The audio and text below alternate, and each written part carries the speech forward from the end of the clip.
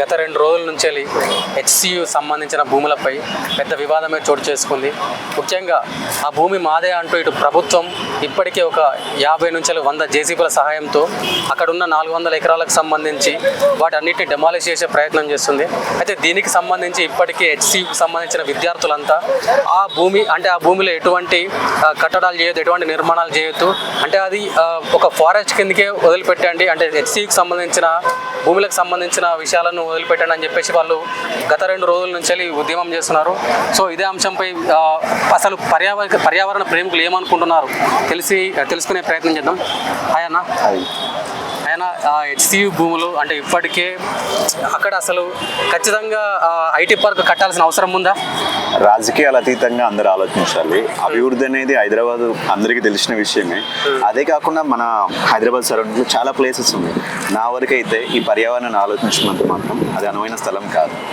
రాజకీయాలు ఎక్కువ ఇన్వాల్వ్మెంట్ అయ్యి మన పర్యావరణం అందరం కలిసి నాశనం చేస్తున్నామని నేను అంటే మెయిన్గా ప్రభుత్వం ఏం చెప్తుందనంటే అక్కడ అంటే ఆ ప్లేస్లో ఐటీ పార్క్ డెవలప్మెంట్ చేస్తాం, పరిశ్రమలు తీసుకొస్తాం, దానివల్ల ఉద్యోగ అవకాశాలు పెరుగుతాయని చెప్పేసి వాళ్ళు భరోసా ఇస్తున్నారు కదా. ఓకే, డెవలప్మెంట్ ఉండాలి. అలా అని చెప్పి ప్రకృతిని నాశనం చేయాలి, ఎన్విరాన్మెంట్ని కొలాప్స్ చేయాల్సిన అవసరం లేదు. నేను ఉండేది ఈసీఎల్ సరౌండింగ్ ప్రాంతం. కావాలంటే మన గవర్నమెంట్ అటు రమ్మని చెప్పండి, కొన్ని 100 ఎకరాలు ఉన్నాయి. కీసరగుట్ట అనే ప్రాంతం అందరూ తెలుస్తుంది. అక్కడ ఎన్నో ప్రాంతం డెవలప్మెంట్ చేయమని చెప్పండి. భువనగిరి ఉంది, అక్కడికి వెళ్ళమని చెప్పండి. సంగారెడ్డి వెళ్ళమని చెప్పండి. శంషాబాద్ వెళ్ళమని చెప్పండి. పర్టికులర్గా ఈ ప్రాంతంలో మనకు సిటీకి ఇంత ఆక్సిజన్ ఇచ్చే ఈ ప్రాంతాన్ని నాశనం చేయడం వల్ల భావి తరాల వాళ్ళు ముందు ఎన్ని పరిణామాలు వస్తాయో అనేది ఒకసారి ఆలోచించుకోవాలని ప్రతి ఒక్క వ్యక్తికి నేను ఈ విషయం చెప్తున్నాను. అంటే ప్రత్యేకంగా అదే ప్లేస్ని ఎంచుకోవడానికి కారణం ఏమై ఉంటుందని అనుకుంటున్నారు అసలు మీరు? మేబీ సరౌండింగ్స్ ఉండే ఐటీ సెక్టర్స్ వాళ్ళ ఆలోచన మంచిదై ఉండొచ్చు, కానీ జీవరాశుల గురించి కూడా ఆలోచించాలి. అదేవిధంగా కొన్ని వేల మంది స్టూడెంట్స్ అక్కడ చదువుకుంటున్నప్పుడు ఎంతో ప్రశాంతమైన వాతావరణం ఇలా క్రియేట్ చేయడం వల్ల మనం శాంతి భద్రత విషయం కావచ్చు, పర్యావరణం కావచ్చు, రాజకీయాలు అతీతంగా ప్రతి ఒక్క పార్టీ ముందుకు వచ్చి ఆలోచించి ఈ నిర్ణయాన్ని ఇమీడియట్లీ స్టాప్ చేసి మన ప్రకృతిని మనం కాపాడాల్సిన సమయం అని నేను భావిస్తున్నాను. అంటే రీసెంట్గా ఐటీ మినిస్టర్ శ్రీధర్ బాబు గారు ఏం చెప్పారంటే అక్కడున్న లేక్స్ కానీ అక్కడ ఉన్న చెట్లకు కానీ ఎటువంటి ప్రమాదం లేకుండా మేము మా పని చేసుకుంటున్నామని చెప్పేసి అన్నారు. సో మీరు సోషల్ మీడియాలో చూడొచ్చు, ఇటు వన్యప్రాణులు చనిపోతున్నాయని చెప్పేసి, ఇటు పక్షులు చనిపోతున్నాయని చెప్పేసి పెద్ద వీడియోస్ వైరల్ అవుతున్నాయి. అండ్ రీసెంట్గా ముఖ్యమంత్రి గారు మాట్లాడుతూ కూడా అక్కడికి సంబంధించిన 400 ఎకరాలకు సంబంధించిన భూమిలో ఎటువంటి వన్యప్రాణులు లేవు, అక్కడ కేవలం గుంటనక్కలే ఉన్నాయని చెప్పేసి మాట్లాడడం జరిగింది. ఎట్లా చూస్తారు అసలు దాన్ని?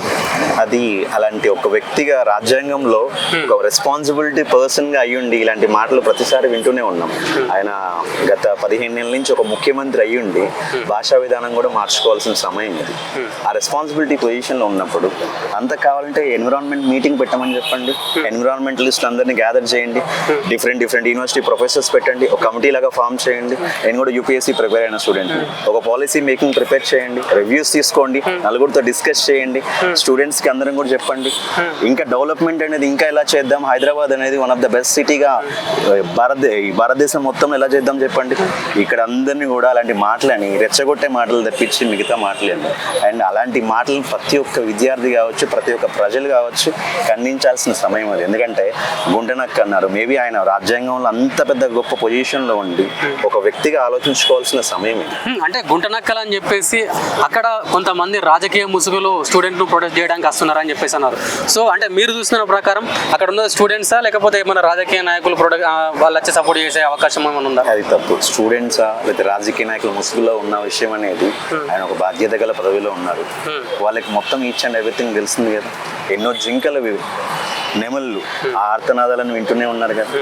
అలాంటి మాటలు మాట్లాడి రెచ్చగొట్టి ఏదో ప్రాజెక్ట్ని డైవర్షన్ చేసి లేదా ఇంకోటి అంటున్నారు. కానీ ప్రకృతిని ప్రేమించే ప్రతి ఒక్కరు మనం ఆలోచించుకోవాల్సిన విషయం. అక్కడ ఆలోచించుకొని ఒక టీం అక్కడికి వెళ్ళి విజిట్ చేయమని చెప్పండి, పరిస్థితిని మాట్లాడుకొని ముందుకు వెళ్తే ప్రభుత్వ భూములకు అంటే ఎవరికి ఏంది ఇన్ఫార్మ్ చేసేది అని చెప్పేసి వాళ్ళు మాట్లాడుతున్నారు. అది ప్రభుత్వ హ్యాండ్ ఓవర్ల భూమి ఉన్నప్పుడు ప్రభుత్వం వాళ్ళ పని వాళ్ళు చేసుకుంటారని చెప్పేసి అంటున్నారు కదా. దానికంటే ఒక ప్రొసీజర్ ఉంటుంది కదా.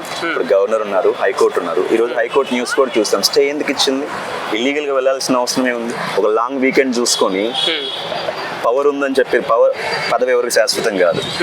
ప్రకృతి మాత్రం అందరికి కామన్గా ఉండేది. మన నాన్న వాళ్ళు ఎంత ప్రకృతిని చూశారు, మా జనరేషన్ కొంతవరకు చూస్తాం. భావితరాల వాళ్ళు ఎలా అవుతుందో కూడా చెప్పలేని పరిస్థితి. దయచేసి ప్రతి ఒక్క విద్యార్థి కానీ ప్రతి ఒక్క ప్రజలు కానీ ఆలోచించుకోవాలి. ఇలాంటి ఏదైనా వచ్చినప్పుడు కూడా ఆలోచించుకొని దీంట్లో మంచి చెడు ఒక కమిటీ పెట్టుకోమని చెప్పండి. నలుగురితో కోఆర్డినేట్ చేసుకోండి. దుద్దిల శ్రీధర్ బాబు గారు ఉన్నారు, బట్టి విక్రమార్క గారు ఉన్నారు, పొంగులేటి శ్రీనివాస్ రెడ్డి గారు ఉన్నారు. ఎంతోమంది రాజకీయ నాయకులు ఉన్నన్ని కూడా ఆలోచించుకోకుండా తొందరపడి చేయాల్సినంత అవసరం లేదు. టైం తీసుకొని కోఆర్డినేట్ చేసుకుంటే అవుతుంది. ప్రభుత్వ భూమి కారణం లేదు, కానీ ఇంత రాత్రికి ఏదో సినిమాలో చెప్పినట్టు ఇంత చేయాల్సిన అవసరం లేదు కదా. ఇదేమో 3 గంటలు అయిపోయే సినిమానా? భావితరాలు ఆలోచించుకోవాల్సిన విషయం. రాజ్యాంగంలో ఉన్నప్పుడు ప్రతి ఒక్కరికి కొన్ని థింగ్స్ ఉంటాయి. ఆలోచించుకొని ముందుకెళ్తే మన భావితరాలు కూడా బాగుంటాయి. లేకపోతే ప్రకృతితో పెట్టుకున్న వాళ్ళు ఇప్పటివరకు ఎవరు బాగుపడినట్టు జీవితంలో మనం చూడలేదు. సో అంటే ఏమవుతుంది అన్న, అంటే మీలాంటి ప్రకృతి ప్రేమికులే చెప్పాలి వీటికి ఆన్సర్. ఒకవేళ ఇటువంటి వాటిని నాశనం చేస్తే రానున్న భవిష్యత్తులో అసలు ఇది మానవ జాతి మనుగడ ఉంటుంది అసలు? ఒక ఫ్యూ ఫ్యాక్టర్స్ అయితే నేను చెప్పదలుచుకున్నాను. ఒకటి ఏంటంటే పొల్యూషన్ లెవెల్స్. సెకండ్, సిటీలో డెవలప్మెంట్ ఒక్కటే కాదు కదా, సస్టైనబిలిటీ డెవలప్మెంట్ ఉంటే చాలా మంచిది. డెవలప్మెంట్ పేరుతో మనం ఎంతవరకు తీసుకుంటూ వెళ్తే ఏసీలు పెట్టుకున్నంత మాత్రం ఈజీ కాదు కదా. ముందు హీట్ వేవ్స్ రావచ్చు, క్లైమేట్ చేంజ్ రావచ్చు, గ్లోబల్ వార్మింగ్ రావచ్చు. ఇలాంటివి ఎన్నో ఎన్విరాన్మెంట్ ఇష్యూస్ మనం ఫేస్ చేస్తాం. ఎంత సంపాదించుకుంటే ఏం లాభం అండి? తర్వాత భావి తరాలు అనే వాళ్ళు కనీసం బ్రతకడానికి కూడా వీలు లేకుండా భూమి మండిపోతే ఏం చేస్తాం? ముందు నేను ప్రతి ఒక్కరికి చెప్తున్నాను, ఎన్విరాన్మెంట్ జోలికి వచ్చిన ప్రతి ఒక్కరికి మనం కరోనా టైంలో కూడా ఇంకా రియలైజేషన్ అవ్వలేదు. కేరళ ఫ్లడ్ జరిగినప్పుడు కూడా రియలైజేషన్ అవ్వలేదు. ఇలా ప్రతి ఇన్సిడెంట్స్ రియలైజేషన్ అవ్వలేకపోతే ప్రకృతి తన పని తను చేసుకుని వెళ్తుంది. ఎంత పెద్ద రాజకీయ నాయకుడైనా కావచ్చు, పిఎం అయినా సీఎం అయినా, at the end of the day ప్రకృతి ముందు అందరం సమానం. అంటే ఇదే ముఖ్యమంత్రి గారు గతంలో ఇదే ప్రకృతి గురించి చాలా గొప్పగా చెప్పడం జరిగింది. అంటే ప్రకృతిని కాపాడుకోవాలి, ప్రకృతిని కాపాడుకుంటేనే మనం అంటే మన నేచర్ మనని కాపాడుతుందని చెప్పాడు. సో ఇదే నేచర్ ని ఈ రోజు ఆయన ప్రభుత్వంలోనే ఆయన హయాంలోనే ఎన్ని లక్షల చెట్లను డెమాలిష్ చేస్తున్నారు. అసలు ఏమంటారు అన్న దానిపైన? అదే చెప్తున్నా కదండి, డ్యూయల్ పాలసీ అంటాం మేము. అంటే లైక్ ఏదైనా చదువుకునేటప్పుడు ద్వంద్వ వైఖరి. డ్యూయల్ పాలసీ ఏంటంటే ఒక సైడ్ నేను మంచోని అంటాము, వెనక సైడ్ నేను చేయాల్సిన సామెత ఉంటుంది. మీరు వినే ఉంటారు పాతకాలంలో ఏమంటారు, చేసేది శివుడి పూజలు, చేసేది అలాగే పనులు. అంటే ఆ మాట నేను చెప్పదలుచుకోలే, బట్ ఒకటి చెప్తున్నా కదా, ఇక్కడ మనం ఆలోచించుకొని ముందుకు వస్తే గౌరవ ముఖ్యమంత్రులు కావచ్చు, ఉప ముఖ్యమంత్రి కావచ్చు, ఐటీ మినిస్టర్స్ కావచ్చు, ఎంతో మంది గవర్నమెంట్ వాళ్ళకి అవకాశం ఇచ్చింది. గత 10 ఏళ్లలో ఆ ప్రభుత్వం అయిపోయిన తర్వాత ఈ ప్రభుత్వానికి అవకాశం ఇచ్చింది. దాన్ని ఉపయోగించుకుంటే ఆయన ప్రజల మనిషిగా ఎంతో మంది గొప్ప నాయకుల్లో ఉంటారు. తెలంగాణ రాష్ట్ర భవిష్యత్తుకి పునాది వేసిన వాళ్ళు అవుతారు. ఈ ఒక్క ఇన్సిడెంట్ ఆయన మీద ఎంత నెగిటివిటీ స్ప్రెడ్ అయిందో నేను చెప్తాను. ఒక టెంప్లెట్ ఉంది, ఈజ్ అ డిక్టేటర్షిప్ లాగా ఆ టెంప్లెట్ అనేది స్ప్రెడ్ అవుతుంది. ఆల్మోస్ట్ 6 lakhs మెంబర్స్ షేర్ చేశారు. జస్ట్ అర్థం చేసుకోండి, మనం వెళ్ళే ఈ జర్నీలో ఒక టెంప్లెట్ ని సోషల్ మీడియాలో అంత వైరల్ చేసిందంటే ఎంత నెగిటివిటీ స్ప్రెడ్ అయి ఉంటుంది. ఒకప్పుడు 2 నెలల అదే మన రేవంత్ రెడ్డి సాంగ్స్ వింటే ఆ సాంగ్ ఎంత వైరల్ అయింది? 3 రంగుల జెండా పెట్టుకొని అంత సాంగ్ వైరల్ అయింది. ఈ రోజు ఒక టెంప్లెట్ అంత వైరల్ అవుతుంది. సో దయచేసి ఆయన కూడా ఆలోచించుకోవాలా. ఒక సాధారణ పౌరుడిగా చెప్తున్నాను, ఎంత పెద్ద నాయకుడైనా సరే విద్యార్థులు ప్రజలు తిరగబడితే కిందకి రావాల్సిన సమయం ఉంటుంది.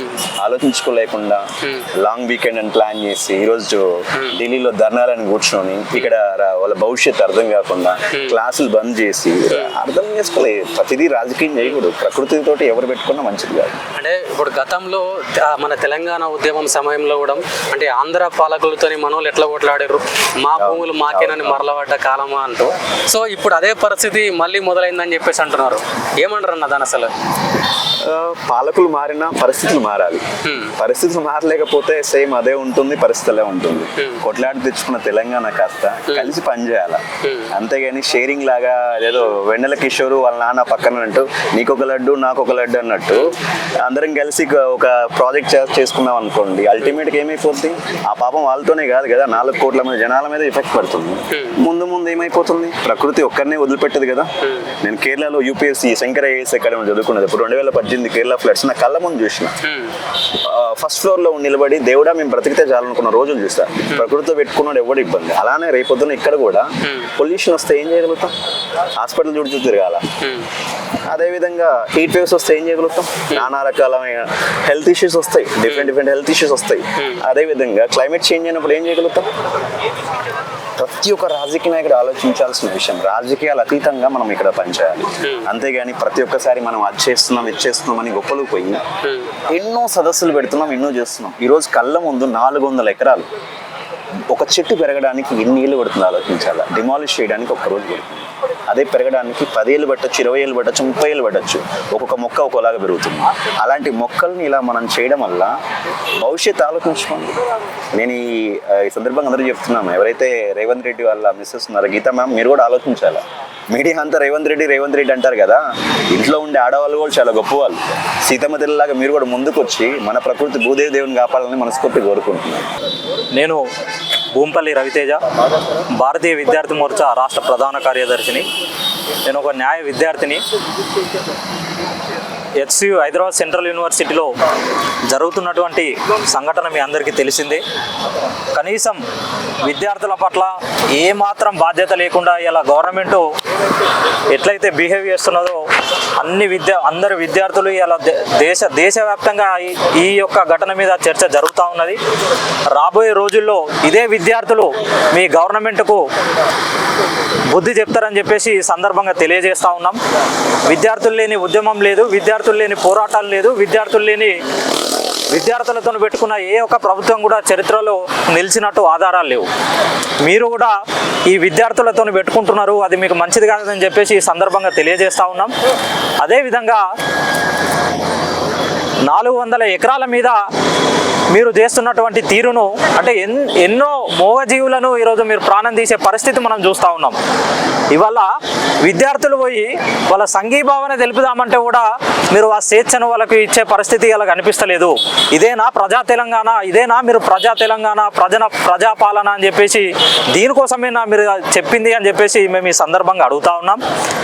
అదేవిధంగా అక్కడ ఎన్నో మూగజీవులు, ఎంతో అద్భుతమైనటువంటి ప్రకృతిని ఈరోజు మీరు నాశనం చేసే కార్యక్రమం ఇవాళ మీరు పెట్టుకున్నారు.